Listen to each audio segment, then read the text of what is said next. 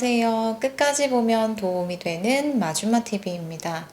살다 보면 뜻하지 않게 본인 또는 배우자, 자녀 등 가족의 생활 지원이 필요한 경우가 생길 수 있습니다. 이럴 때 필요한 것이 목돈을 마련하는 건데요. 정부에서 1996년부터 시행한 제도로 가계부담 경감을 위해 저리로 융자를 해드리는 제도가 있습니다.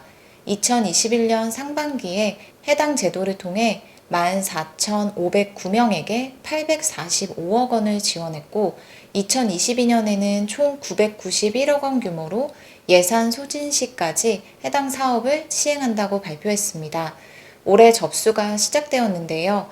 예산 소진 시까지 시행하는 제도이기 때문에 소득이 높지 않은 근로자분들은 오늘 내용을 꼭 미리 확인해 보신 후 필요에 따라 이용해 보시면 좋을 것 같습니다. 그럼 궁금하신 분들은 오늘 영상도 끝까지 봐주세요.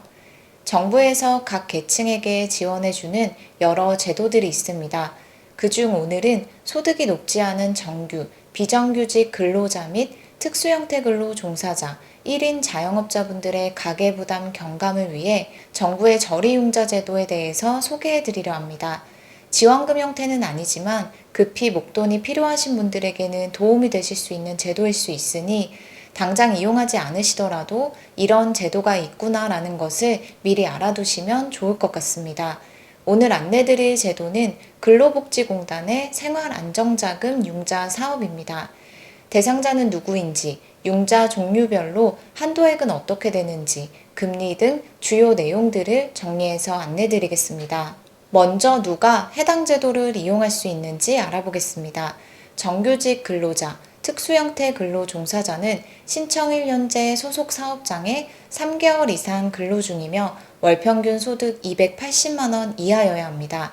비정규직 근로자는 신청 1년제 소속 사업장에 3개월 이상 근로 중이어야 하나 소득 요건은 적용하지 않습니다. 다만 일용 근로자의 경우는 신청 1년제 90일 이내에 고용보험 근로내용 확인 신고서에 따른 근로일수가 45일 이상인 경우로 하고 건설기계 종사자 등 일일 단위로 불규칙적으로 근로하는 특수형태 근로 종사자는 신청일 이전 90일 이내에 이직 신고 내역상 작업일수가 45일 이상인 경우를 충족하면 됩니다.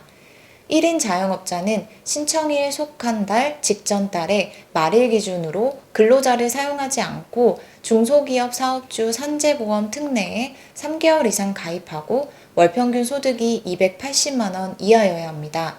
즉 근로자와 특수형태 근로 종사자분들 뿐만 아니라 1인 자영업자분들도 요건을 충족하면 대상에 해당됩니다. 다음은 생활안정자금 융자 종류 및 각 융자 종류별 한도액이 얼마인지도 함께 알아보겠습니다. 먼저 의료비입니다. 의료비 융자 한도는 1,000만 원 범위 내에서 실비용으로 50만 원 이상 융자 신청 가능합니다.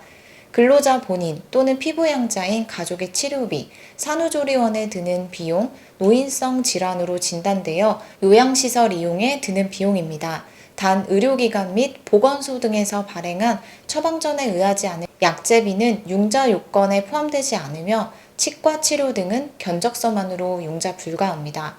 다음은 혼례비입니다. 융자는 1,250만 원 범위 내에서 받을 수 있으며 근로자 본인 또는 자녀의 혼례에 소요되는 모든 비용이 해당됩니다. 부모 요양비 한도는 1,000만 원으로 부모 또는 조부모 1인당 연 500만 원입니다. 근로자가 부양하는 본인 및 배우자의 부모 또는 조부모가 노인성 질환으로 진단되어 향후 요양에 드는 비용입니다. 단 신청일 현재 건강보험 피부양자로 등록되어 있거나 주거를 같이 하는 등 사실상 부양하고 있는 경우에 한합니다. 다음은 장례비입니다. 장례비 융자 한도는 1,000만 원으로 근로자 본인, 배우자, 근로자가 부양하는 본인 및 배우자의 부모 또는 조부모 장례에 드는 모든 비용입니다. 이 경우도 건강보험증에 피부양자로 등록되어 있거나 주거를 같이 하는 등 사실상 부양하고 있는 경우에 한합니다. 자녀학자금은 1,000만 원 범위 내에서 자녀 1인당 연 500만 원으로 근로자의 고등학교 재학 자녀의 교육에 드는 비용입니다. 자녀 양육비는 만 7세 미만의 영유아 자녀의 양육에 드는 비용 일체로 1,000만 원 범위 내에서 자녀 1명당 연 500만 원 한도입니다. 다음은 임금 감소 생계비입니다. 융자 한도는 1,000만 원 범위 내에서 소득 감소액입니다. 융자 요건은 다음과 같습니다. 첫 번째, 소속된 사업장이 근로시간 단축, 휴업, 휴직, 정리해고, 사업부서 폐지 등 경영상의 이유로 인한 조치로 인해 소득이 감소해야 합니다. 신청일 이전 6개월부터 3개월 전까지의 월평균 소득에 비해 신청일 이전 3개월간의 월평균 소득이 30% 이상 감소해야 합니다. 신청일 이전 3개월간의 월평균 소득이 중위소득 3분의 2에 해당하는 금액의 70% 이하여야 합니다. 신청일 이전 3개월의 기간이 소액생계비 융자 대상 월과 중복되면 안 됩니다. 마지막은 소액생계비입니다. 소액생계비 한도는 200만 원입니다. 소액생계비 융자 요건은 다음과 같습니다.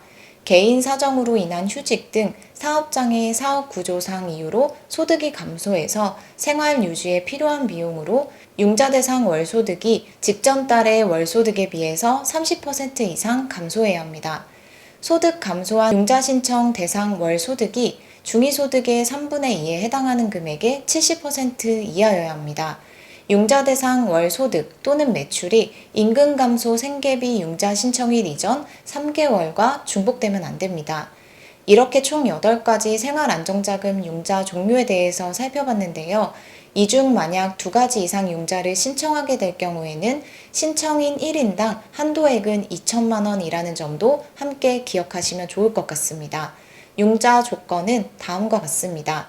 이율은 연 1.5%이며 신청 방식은 1년 거치, 3년 매월 원금 균등 분할 상환, 1년 거치 4년 매월 원금 균등 분할 상환 중 선택하시면 됩니다. 단 소액생계비 상환 방식은 1년 거치, 1년 상환입니다. 거치기간 및 상환기간 선택 후에는 변경이 불가하다고 하니 이 점도 함께 참고 부탁드립니다. 조기 상환 가능하며 수수료는 별도로 없습니다. 근로복지공단 신용보증지원제도를 이용해서 신용보증료 연 0.9에서 1%는 신청인 별도 부담입니다. 2022년 1월부터 사업 접수가 시작되었고 예산 소진 시까지 시행됩니다.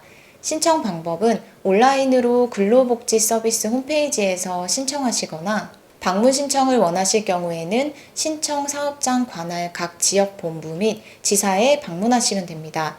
추가적으로 궁금하신 사항이 있으시면 근로복지공단 콜센터 1588-0074번으로 문의하시거나 또는 근로복지넷을 통해서 확인해 보시면 됩니다. 오늘은 이렇게 2022년 접수를 시작한 근로복지공단의 생활안정자금 제도에 대해서 살펴봤습니다. 해당 제도의 주요 내용을 확인하신 후 필요하신 분들은 이용해 보시면 좋을 것 같습니다. 오늘 영상도 끝까지 봐주셔서 정말 감사합니다. 구독과 좋아요, 알림 설정 꼭 부탁드립니다. 항상 건강하세요. 감사합니다.